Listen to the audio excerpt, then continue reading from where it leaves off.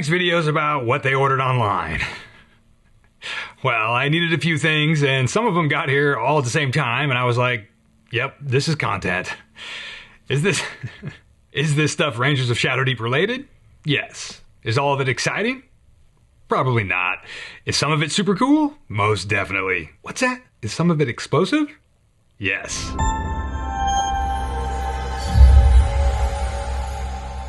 Greetings, good humans, and welcome to Tabletop Alchemy, where sometimes a bunch of packages arrive at the same time and we open them together. And we thank our patrons, who are partially responsible for helping me get quite a few of these things materialized into our reality, so to speak. Alright, now, when you're doing any kind of project, there's typically going to be some kind of ducat expenditure. I mean, we all live in the same world, right? But there's always this overarching concept that kind of needs to be considered for any project, and that concept is fiscal responsibility. No, I don't like that term either. It is admittedly not one of my strong suits in the past, but there's an exception for film projects. For me, I've always been pretty fiscally responsible when it comes to producing video, especially narrative video. I typically want to get as much value onto the screen as possible. Now, most filmmakers feel the same way, of course. We'll do things like foregoing having that steak dinner with some expensive beer if it means we can get a better looking piece of wardrobe on camera or, something like that. So most of the stuff I got today, I believe, is fiscally responsible, with the exception of one item that I probably splurged unnecessarily on, and it's most definitely the one thing you guys will find the least exciting, but we'll get to that. I'm going to show you the cool stuff first, so you guys who want to grab that donut and run aren't disappointed that you have to fast forward through all the boring stuff. I get it. Case in point, here's the first box. Now, what do you think's in it? Let's do one of those stupid things where the YouTuber says, write your guess down in the comments and we'll see who was right. It's such a dumb thing, being a YouTuber. Which I'm not. I don't think you can call yourself a YouTuber if you're not, paying your bills with your YouTubing, right? I wish YouTubing was like inner tubing. That would be cool.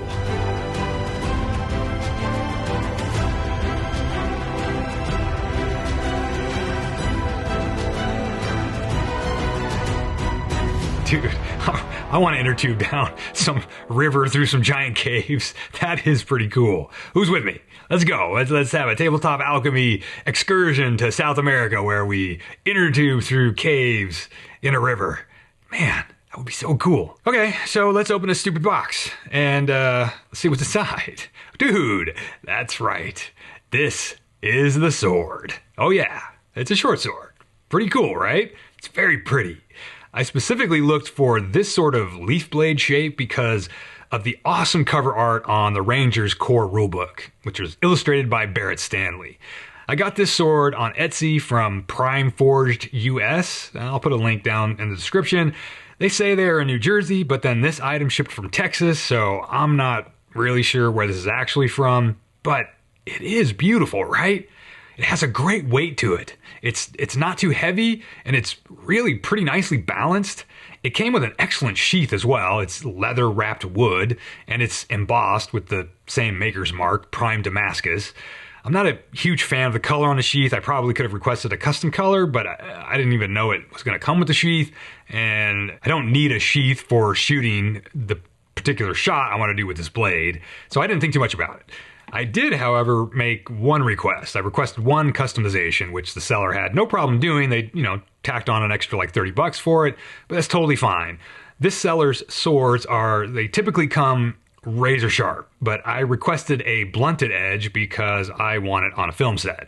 They mostly accomplish this, but the point is still sharp. But it's actually good in the long run for the shot I want to get. For the Rangers teaser, I'm going to shoot it in a close-up, and so the point will actually look good. And it's not going to be in any combat or action scene. So, all that said, you really don't want anything sharp on a film set, even though, a blunted edge is still, can still be very dangerous. You always got to think about safety on a set. Actually, you got to think about safety on any project, right? Some stuff is just inherently dangerous. You just have to do your best to mitigate possible accidents. All right, so the grip on this thing is really nice too. It's polished wood and it feels like super soft, almost like worn leather. The haft is large enough for a really comfortable two-handed grip, which is maybe a bit odd given the length of the blade, but it does help provide balance overall, and a choked up one-handed grip feels really sturdy in the hand. I like the short sword length too. It feels very maneuverable.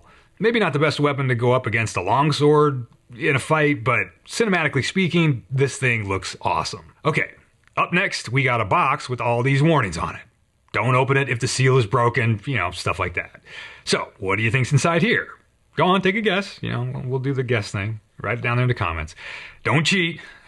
I mean, this is nonsense. So, did you guess grenades? Well, if you did, you're right on the money. So, in here we have 17 smoke grenades, 10 white ones and 7 black ones, meaning they punch out white smoke or black smoke. The white ones are dual vent or twin vent, so they blow smoke out of both ends.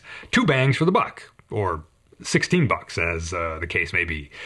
I had already ordered 4 white and 4 black grenades from the same store, and I realized I needed more, and now I'm thinking I still don't have nearly enough of these things to do what I need to do.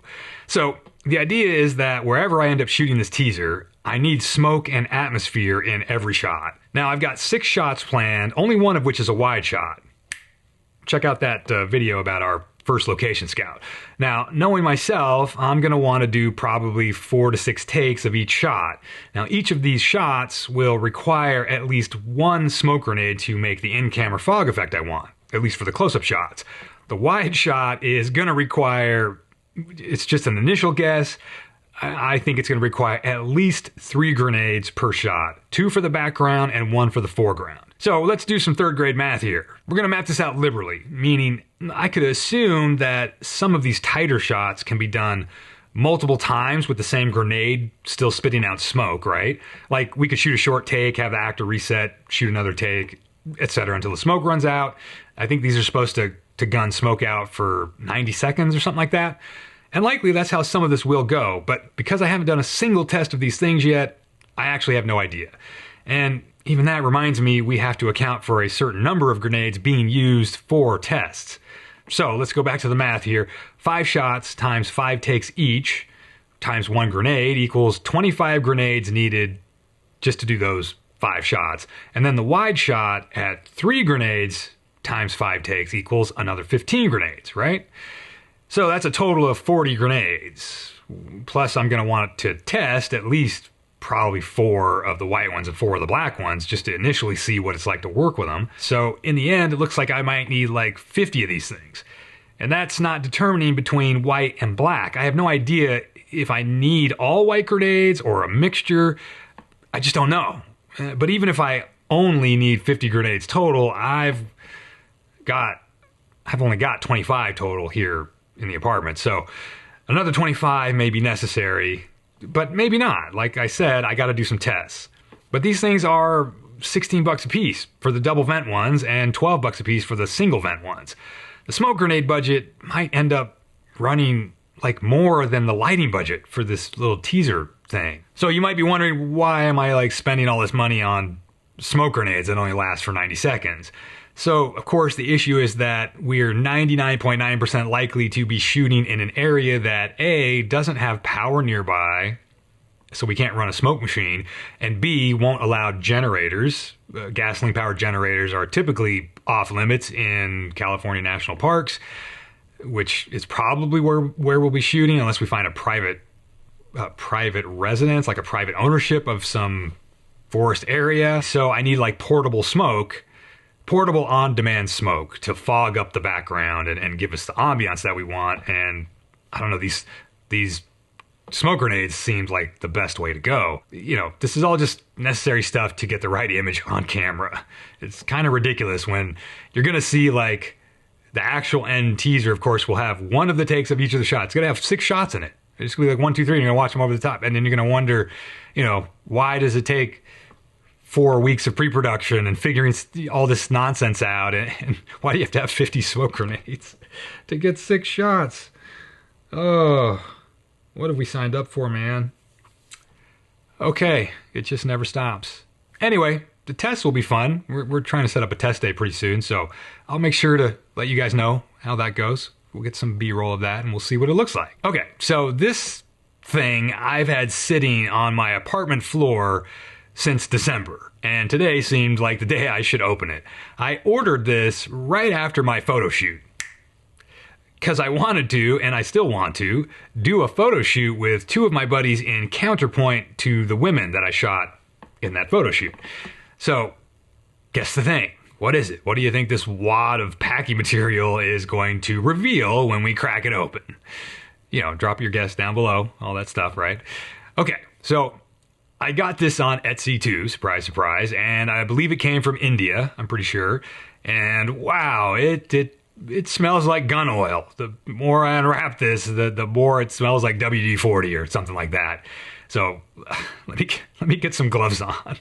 I think this is going to be greasy. So what do we got under all this? I feel like if Shelob the spider demon wrapped up your package, this is what it would look like. There we go. Ta-da! Yep, this is a full suit of armor. Well, that's wrong. It's a half suit. It's a full suit. It's a half... It's a half suit of full plate. This is the breastplate. Actually, this might be the back plate. Is that what you call the back plate? I don't actually know what the back plate is called. It's got some cheapy black paint on the back side of it, and I requested when I ordered it that the straps be a darker leather than the raw leather they advertised it with, and they accommodated me for that. That was super cool. So this is the opposite plate, and I think actually this might be the breastplate. It's got that upper detail crimped into the top, but less scallops on the overlapping plates. I don't know, maybe the parts are interchangeable? I don't know. I won't know until I put it on someone. And hanging in the closet, I have a black gambeson I also ordered specifically to go under this suit of armor. And I think this next piece is like it's a plate belt sort of thing. It goes around the waist probably under the breastplate, and it'll hold the tassets, I believe. And here's the gorget or gorget.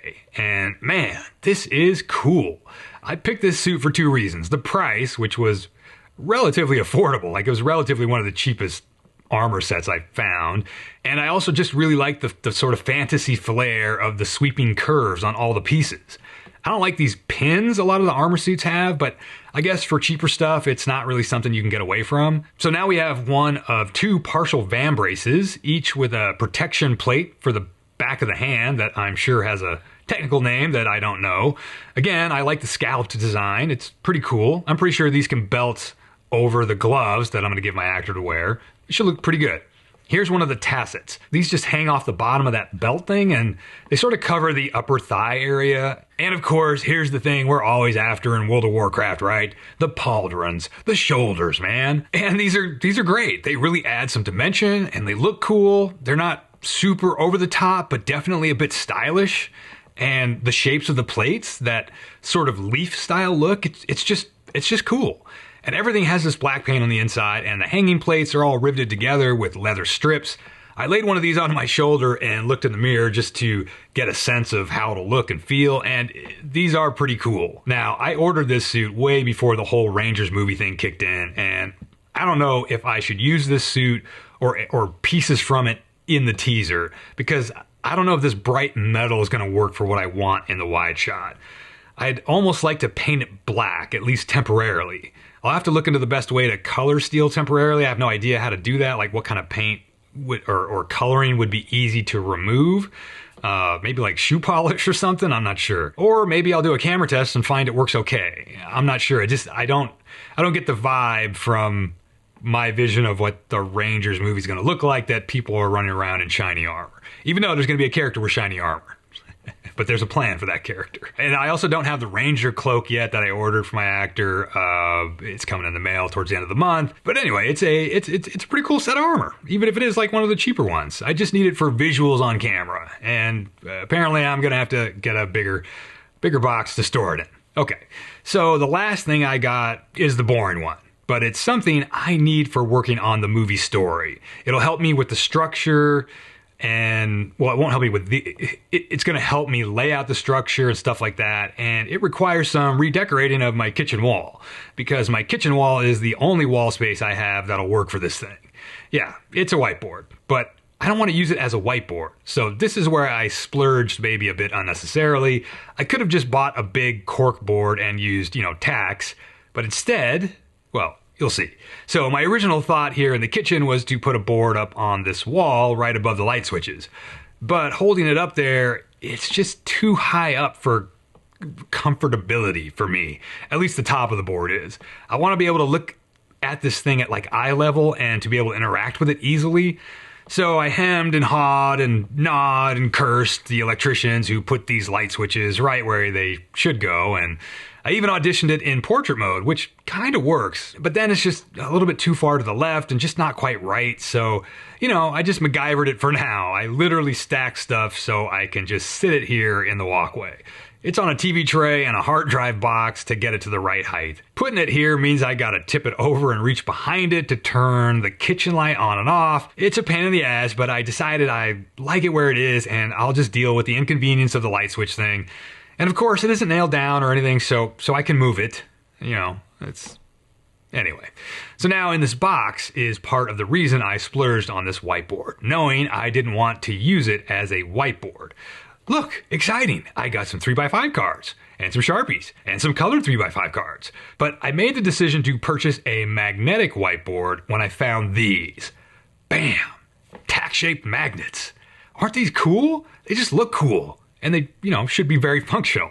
I like them. They're like chess pawns or whatever. They feel good to hold. We all love magnets, right? They're just slick. And of course, they come in black for an extra $2 of splurging, so... You know, I definitely went with black over the silver ones. That was a no-brainer. And this is how I'll be using the board. This is how I can work out story beats and move things around and just physically see story and manipulate it in the real world. Could I just use my Scrivener writing software to do the same thing? Absolutely. But there's just something about having this physically large area to tactilely work with story ideas and scenes and character beats and whatever that just works better for me in certain instances. I actually write a lot by hand in my notebooks here in the kitchen. And yeah, when I say that, I realize it sounds dumb. Like, why would I be writing in the kitchen of all places? There's a very specific reason for that, but we're not going to get into that stuff. Ultimately, I just like having this board right where I do a lot of ideation stuff. It's exactly what I need to work on this thing, at least for now. And again, it's not nailed down. I can move it around. So, I never want to say anything like, go buy something like at the end of a video. That's just ridiculous. But, you know, maybe you need to put some things together for a project just to get it done. And so how about that instead? Go get the things you need to get something done and put them to work. Fight the good fight in the battle of creative expression. Nothing like going grand when you're talking about magnetic tacks and 3x5-inch note cards. Anyway, go push a project forward. Get whatever you need to do to help you get it done. Go get it. Make it work for you. See ya.